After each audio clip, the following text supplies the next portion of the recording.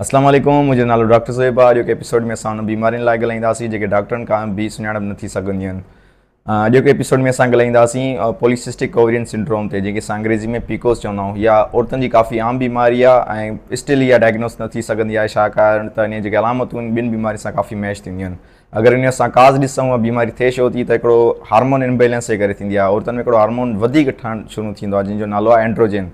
ऐं इन जी अलामतुनि जी ॻाल्हि कयूं त इन अलामतूं कहिड़ियूं हूंदियूं आहिनि? सभिनी खां वॾी अलामत इहा हूंदी आहे त जेका माहवारी हूंदी आहे माइन में, या त उहे मिस थी ईंदियूं आहिनि, न ईंदियूं आहिनि माहवारी, या त इरेगुलर वग़ैरह थींदियूं आहिनि। उन खां अलावा वज़न जो वधणु ऐं चहिरे ते वार, पुठीअ ते, छाती ते, तव्हांजी जेका पोयां नेक आहे उहा सॼी ब्लैक वग़ैरह थींदी आहे। एक्नी जो अचणु, ऑयली स्किन वग़ैरह थी वञणु, चेले जो सूरु ऐं प्रेगनेंसी न थी सघणी, इहे सॼियूं अलामतूं आहिनि पीकोस जूं। हालांकि इहे वॾी आम अलामतूं आहिनि, ॿिनि बीमारियुनि में थी सघनि थियूं।